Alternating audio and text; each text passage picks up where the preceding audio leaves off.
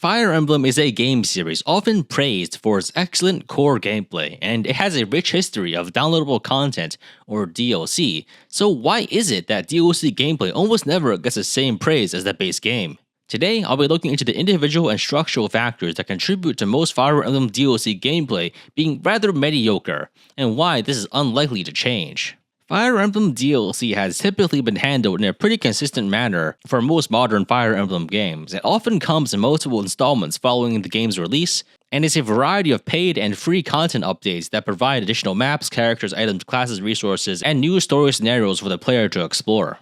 The purpose of DLC, aside from the obvious monetary benefits to developers, is to keep Fire Emblem fans interested because there are multiple years between games. Fire Emblem actually has a storied history with DLC content even before DLC became common nomenclature. The first quote-unquote downloadable content in Fire Emblem actually happened in 1997 with the BS Fire Emblem, or Orknea Saga, which was a set of 4 maps temporarily available to play only via the Satellaview radio broadcasting service. The GBA Fire Emblem games also had multiple in-person promotional events to provide additional maps and items to players that showed up to these events. Fire Emblem 9 and 10 also had various transfer bonuses from previous games, and FE 11 and 12 had exclusive items and maps, as well as an online shop for those using online services. But the first real form of Fire Emblem DLC came with Fire Emblem Awakening at the launch of the 3DS. In fact, Fire Emblem Awakening was the first game on the 3DS to offer paid downloadable content of any kind, at least on the Japanese version. All of the 3 Fire Emblem titles on the 3DS made extensive use of the 3DS's online shop to sell additional content, mostly in the form of map packs that also provide additional rewards, such as items, characters, classes, fan service, what-if scenarios, and in the case of Fire Emblem Fates, an entirely new route. Regrettably, there is currently no way to officially acquire any of this DLC because of the 3DS eShop's closure in 2023. And for the most recent Fire Emblem games released on the Switch, there was a shift from the a la carte model where individual DLCs can be purchased individually to an expansion pass model where all DLCs are purchased in one big bundle. And for both Fire Emblem Three Houses and Fire Emblem Engage, the DLC takes the form of various quality of life features provided for free, as well as paid access to new characters, items, classes, maps, and most importantly, a separate side story campaign, in the form of Cinder Shadows for Three Houses and the Felzean log in Engage. That said, despite the extensive amount of DLC support that the most recent 5 mainline Fire Emblem games have received, the gameplay of Fire Emblem DLC is not often discussed. People talk about the story and the character interactions, but not the gameplay. Why is that?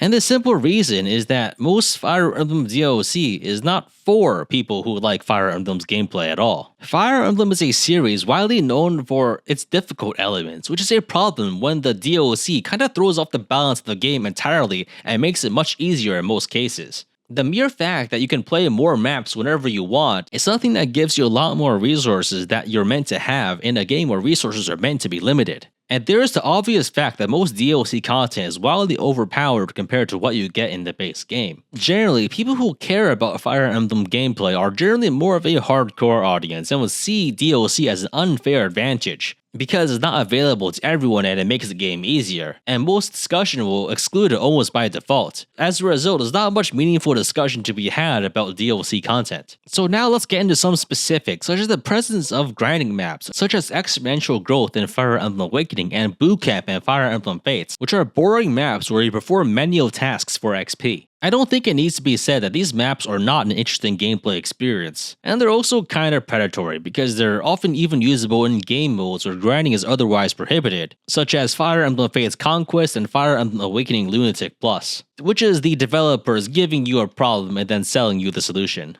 There's also the glut of many overpowered DLC classes, such as the Dark Falcon and Fire Emblem Fates, which can grant you the Gale Force skill, which is very, very strong, and much better than most skills that you have in the base game. And sometimes you can straight up just get high-level characters that can vastly overpower anything that you're facing in the early or mid-game.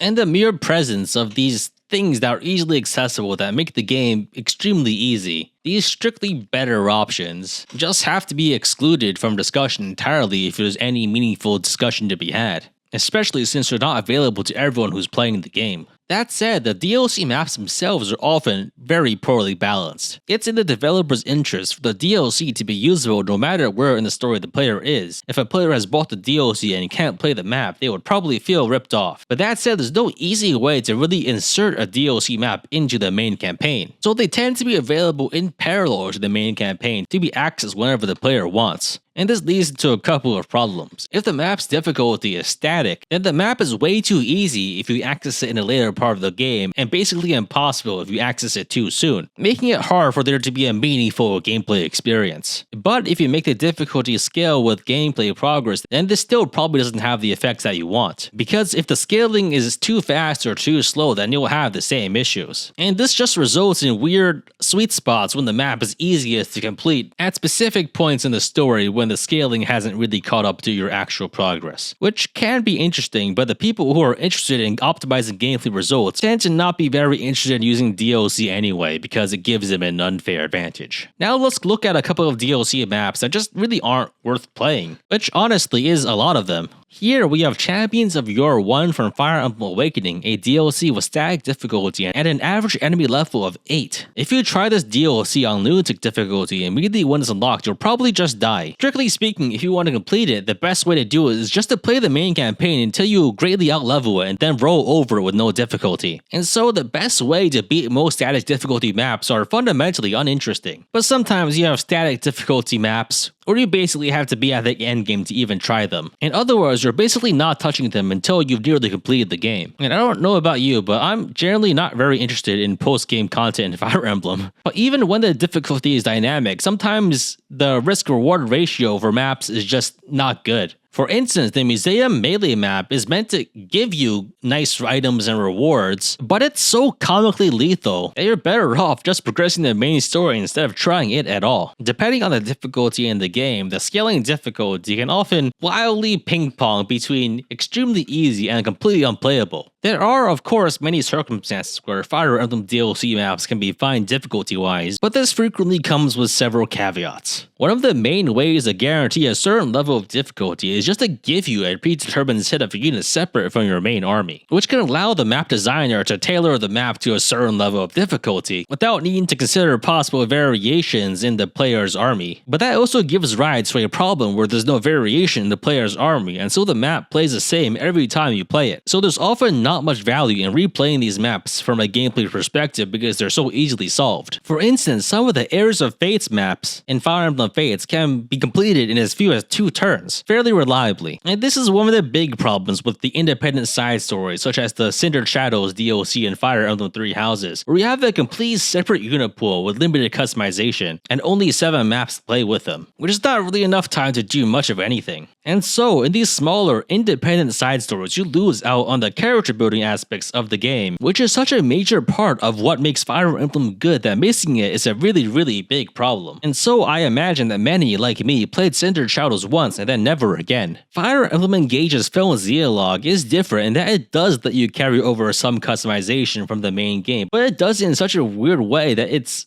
wildly incompetent. You have a bunch of preset items, all of your characters have preset levels and preset classes, but they retain their skills and their emblem bond levels, resulting in an uncanny amalgamation of familiar and unfamiliar that is just very strange. A lot of the maps are an absolute slog to play through, and worst of all, you have to replay all 6 maps if you want to access the additional DLC classes and DLC characters in every new save. And Fire Emblem Engage's Divine Paralogs don't do much better. Even though they have scaling difficulty, they tend to take very long to complete, with some maps taking upwards of 2 hours of your precious time, which is a bit of a drag if you just want to play with the new content in a new save. And there are some DLC that are clearly meant for the post-game, with enemies that have such high stats that you have to use all the other DLC and grind for hours to even stand a chance. Of course, I'm talking about Apotheosis in Fire Emblem Awakening, which is unique in that it's a true endgame challenge. I wouldn't say this one is bad though, it's just a matter of personal taste. I'm personally not very interested in Fire Emblem's post-game content. I'd rather just start up a new game entirely. And this leads us to the cream of the crop, which are the maps that are clearly just lazily designed and not meant to actually be interesting gameplay-wise, but rather they are just delivery mechanisms for rewards, either of the material or the salacious kind. Everyone knows about the gripping gameplay of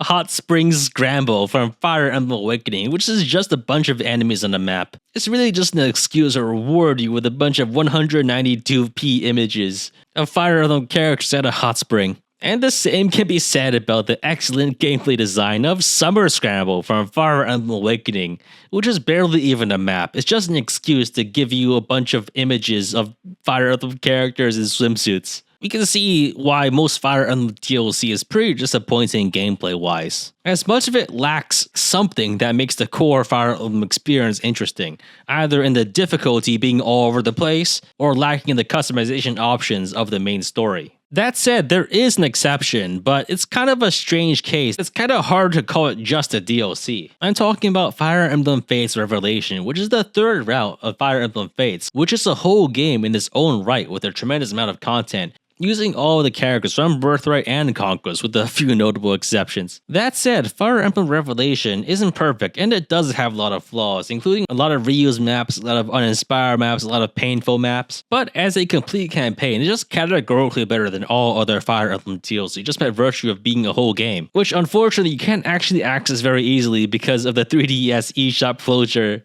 giving you no way to obtain it. Oh man, what a mess. But all in all, Revelation is a pretty unique case, coming from a very specific set of circumstances that I doubt we will see again.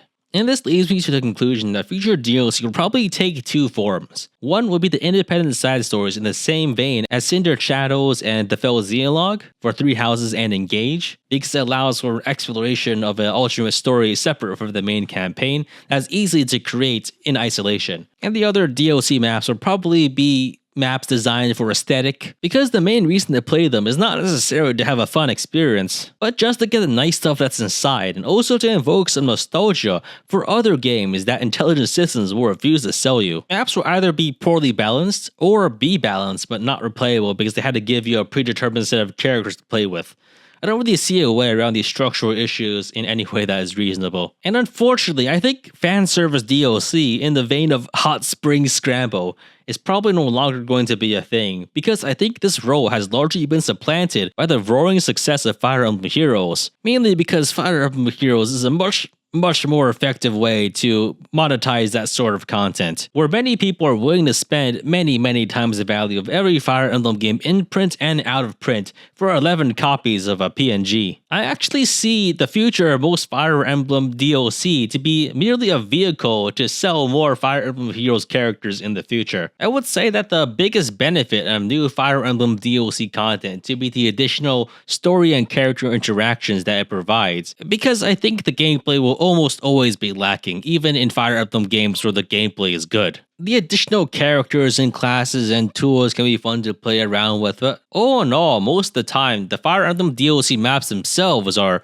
generally lacking. And I think that's just the fate of all optional content that is disconnected from the main story. You just don't do it if you don't have to do it for the most part. Fire Emblem games are already long enough already. There's no need to add more just because it's there. Anyway, that's about it. If you want to see more videos like this, please subscribe.